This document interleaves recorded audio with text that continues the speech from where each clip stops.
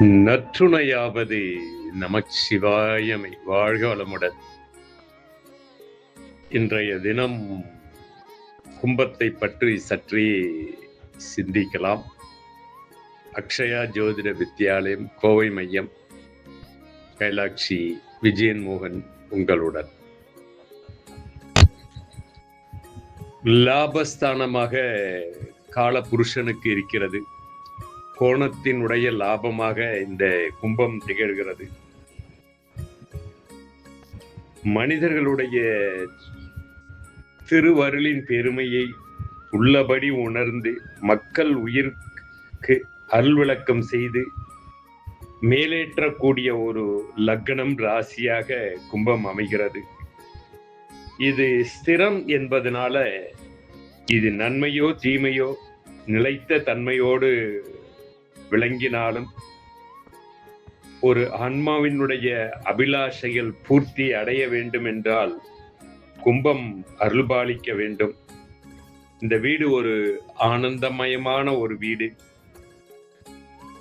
ஆனந்தம் என்பது எது எது யார் யார் எப்படி எப்படி வேண்டினும் கேட்பினும் அதனை உரிய காலத்தில் கிடைத்துவிட்டால் ஏற்படுகின்ற மகிழ்ச்சி ஒரு ஆன்மாவிற்கு கும்பத்திலிருந்து கிடைப்பதுதான்.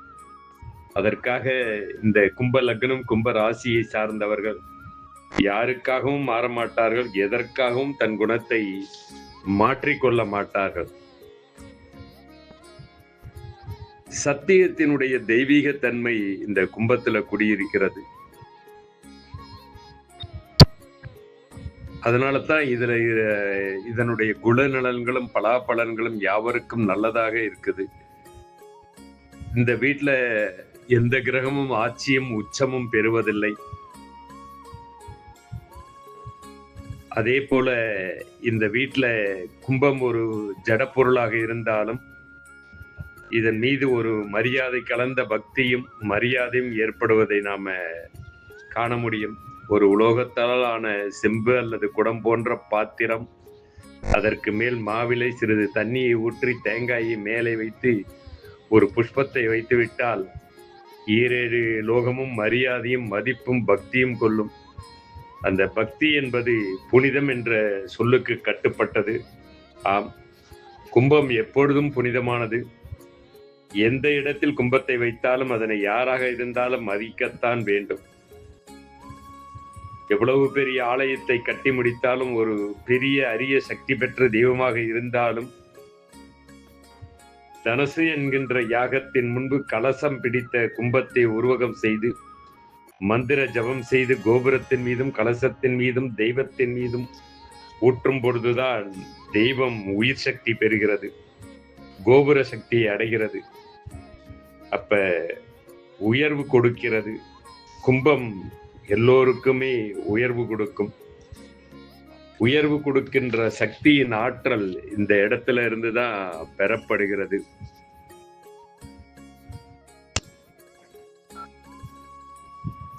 எந்த ஒரு ராசியாக இருந்தாலும் அந்த ராசிக்கு 3ஆம் இடம் 11ஆம் இடம் இவை இரண்டும் ஒன்றுக்கொன்று பரஸ்பரம் கை கோர்த்தாதான் காரியம் கைகூடும்.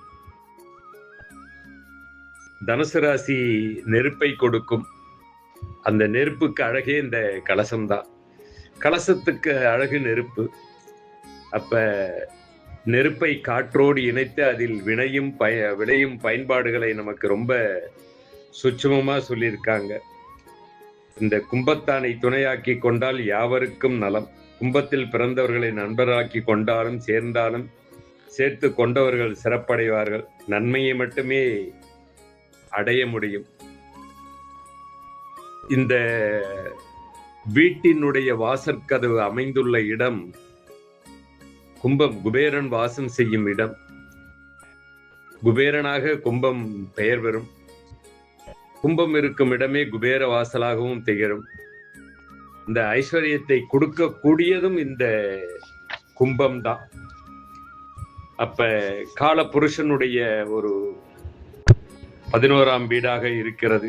காலத்துல பகல் பொழுதையும், பஞ்சபூதத்துல காற்று தத்துவத்தையும், பருவத்துல குளிர்காலத்தையும், ஆண்ராசியாகவும் முக்காலி உருவகத்தையும் கொண்டுள்ளது. நடுத்தர உயரம், பருத்த தலை, அகன்ற நெற்றி, அடர்ந்த புருவம், சின்ன கண்கள், தூக்கலான மூக்கு, திரண்ட தோள்கள், அகன்ற மார்பு, கால்களில் ரோமங்களுடன் உருண்ட முகம், அழகான பாதம். இவர்களுடைய குணமாக அலட்டிக் கொள்ளாத குணம், எதையும் வெளிப்படுத்தி கொள்ளாத குணம் இருப்பது போன்றே இல்லாததையும் தன்னை வெளிக்காட்டிக் கொள்ளாத இயல்பும், ஒரு செயலை மற்றவர்கள் மதிக்கத்தக்க அளவில் செய்து நற்பெயர் எடுப்பதும், எக்காரணம் கொண்டும் எதற்காகவும் பொய் சொல்லாமல் இருப்பதும், சலிப்பில்லாத போக்கும், அனைத்திலும் ஆர்வமாக இருக்கக்கூடியவர்கள். ஜோதிட துறையில கூட கும்ப லக்னம், கும்பராசிக்காரர்களுக்கு பலன் சொல்லி அவர்களை திருப்திப்படுத்தவே முடியாது. இது காற்று ராசியாக இருக்கிறதுனால கேள்விகள் அவர்களுக்குள்ள கிளம்பி கொண்டே இருக்கும். இந்த ராசியில உதித்த ஜீவாத்மாக்கள் அலட்டி கொள்ளாமலே தன் கர்மத்தை செய்யும். அதே போன்று எவ்வளவு மேன்மை இருந்தாலும் சிறப்பு இருந்தாலும் அலட்டி கொள்ளாமல் அடுத்த இலக்கை நோக்கி செல்லக்கூடிய ஒரு பரந்த நோக்குடையது. இந்த வீடு லாபஸ்தானமாக இருக்கிறதுனால இதுல எல்லாம் நன்மையாக மாற்றி தன் இயல்பால் போக்கை வெளிப்படுத்தக்கூடிய ராசி இது. சாத்வீகமான போக்குடையது, தாளார மனப்பான்மை, வழங்காமை என்ற தனி தத்துவத்தை உடையது. எதுவும் இந்த கும்பத்தை அசைச்சு பார்த்திட முடியாது. தன்னடக்கத்தோடு அடக்கமான போக்கில் உதவிகளையும் தர்மங்களையும் தொண்டினையும் செய்து கொண்டிருக்கும். இயற்கை கொடுப்பதை ஏற்றுக்கொள்ளும் சகிப்பு சன்மையும் சாந்த குணமும் உண்டு. அதாவது இது கும்பம் ஒரு வாயு தத்துவமா இருக்கிறதுனால புயலுக்கு அடுத்தபடியாக வேகம் கொண்டு எழக்கூடிய ஒரு சூழல் காற்று போல இது. தன்னைத்தானே சுழற்றிக் கொண்டு மேல் எழும்புவதும் இடம் மாறுவதும் ஒரே இடத்தில் நிலை கொண்டு சாந்தமாவதும் இந்த கும்பத்துலதான் நடக்குது. யதார்த்த காலங்களில் ஒரு நாள் வேகம் சீற்றமும் இருக்கும், அல்லது நிரந்தரமாகவும் அது இருக்காது.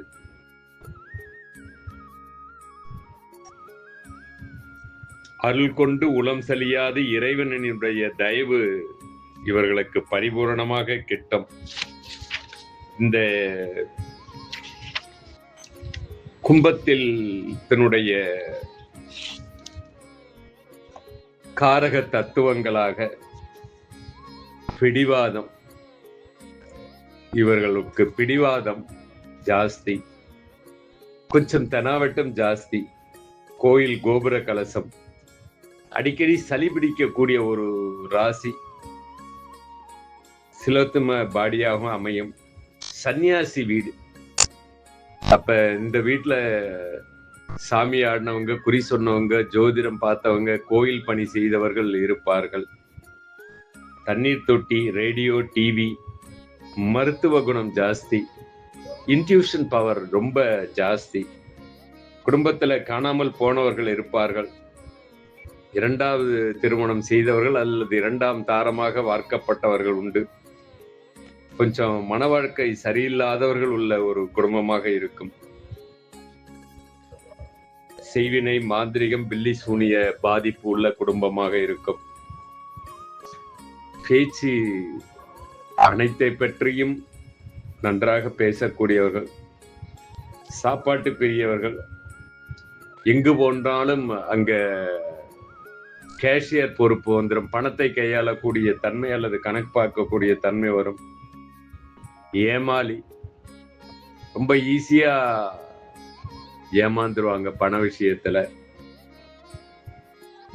சாட்டை, உடுக்கை, நம்பி மோசம் போகக்கூடிய ஒரு ராசி.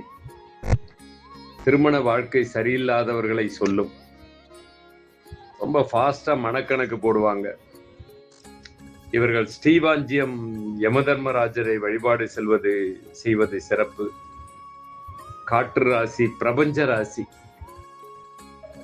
இவங்களுக்கு பிரபஞ்சம் தன்னை இவர்கள் மூலமாக வெளிப்படுத்தி கொண்டிருக்கும். விசுவாசமானது, குடும்பத்தில் தற்கொலை புரிந்தவர்கள் அல்லது அகால மரணமடைந்தவர்கள் உண்டு. உண்ட வீட்டிற்கு துரோகம் நினைக்காத ஒரு ராசி. குடும்பத்துல தர்மன், ராஜி, தர்மராஜி என்ற பெயர்ல இருப்பாங்க. ஒரு காலை மடக்கி அமரக்கூடிய ஒரு ராசி, அல்லது காலுக்கு தலையணை வச்சுக்கிட்டு படுப்பாங்க, தலையணை வச்சுக்குவாங்க. ஜாமீன் போடக்கூடாது. கும்பேஸ்வர், கும்பகோணம் கும்பேஸ்வர் வழிபடுவது சிறப்பு. அடுத்தவர்களுடைய கடனை ஏற்றுக்கொண்டு கடன்படுவார்கள். ஆராய்ச்சி துறையை சார்ந்தது, சயின்டிஸ்ட், சாதிக்க பிறந்தது. இதனுடைய விருட்சங்கள் வன்னி மரம், பனை மரம், முருங்கை மரம், வேப்ப மரம், ஈச்சி மரம், எலுமிச்சை மரம். இந்த கும்பத்திற்கு 1க்கும் 12க்கும் உரியவராக சனி பகவானே வர. கும்பமே சனியினுடைய மூலத்திரிகோண வீடு, ஆட்சி வீடு. அப்ப அந்த மோட்சம் பெறுவதற்கு அடிப்படையாக கும்பம் அமைகிறது. 1க்கும் 12க்கும் சனி பகவான் வர்றதுனால பிறந்த உடனே ஒரு கர்மா நிகழ்ந்திருக்கும். பிறந்த உடனே குடும்பத்துல ஒரு விரயம் ஏற்படும், அல்லது 12 வயதுக்குள்ள ஒரு கர்மம் நடக்கும். இவங்களை காணாம போய் தேடி இருப்பாங்க, அப்புறம் கிடைச்சிருப்பாங்க.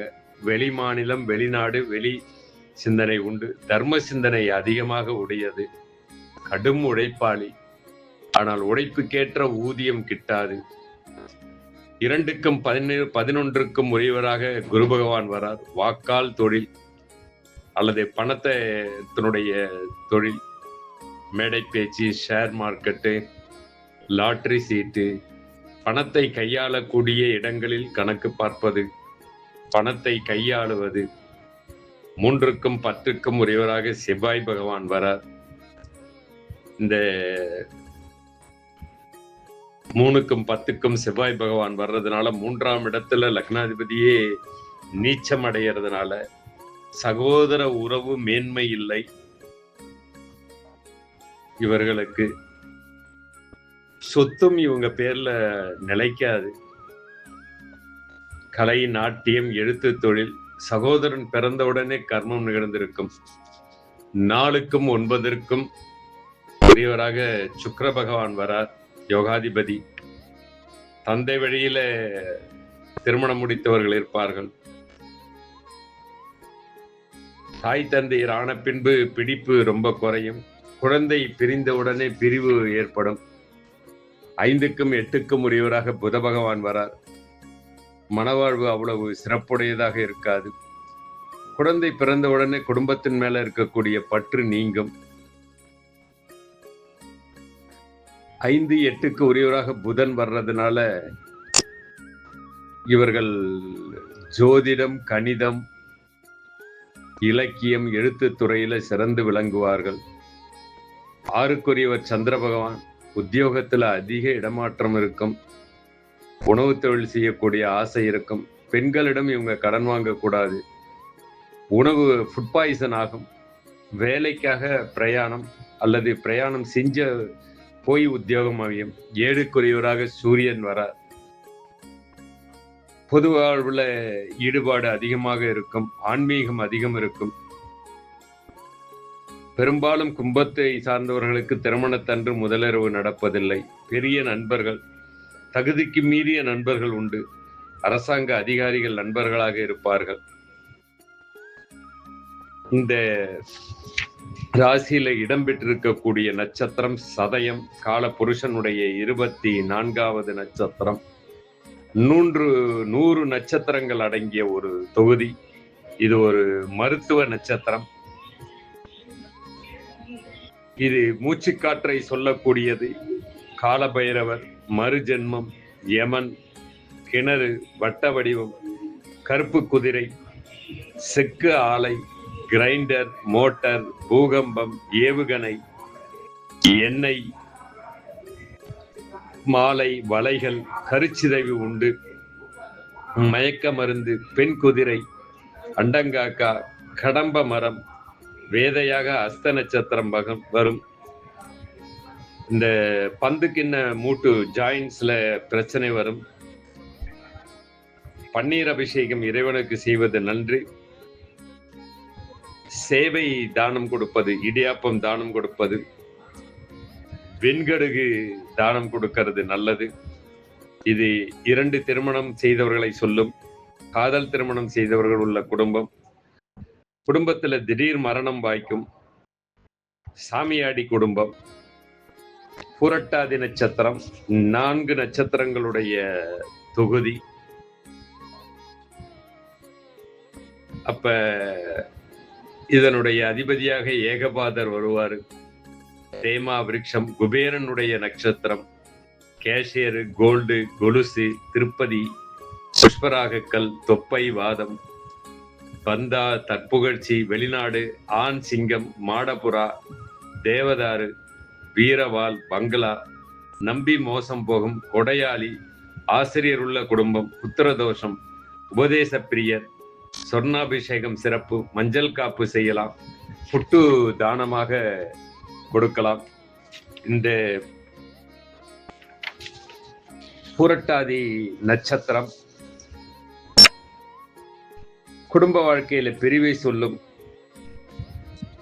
இவர்கள் உதவி கேட்டா கடன் வாங்கியாவது உதவி பண்ணுவாங்க. இவங்க ஹார்ட் ஒர்க்கு லாபம் இல்லை. உழைக்காத வருமானம் எப்பயுமே புரட்டாதிக்கு நல்லது.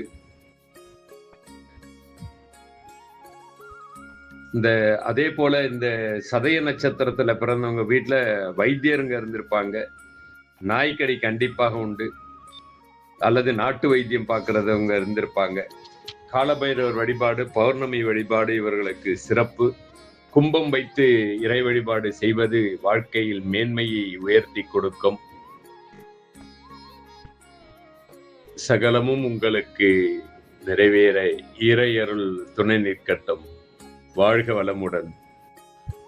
கும்பத்தை லக்னம் ராசியை சார்ந்தவர்கள் உங்கள் கருத்துக்களை பகிருங்கள்.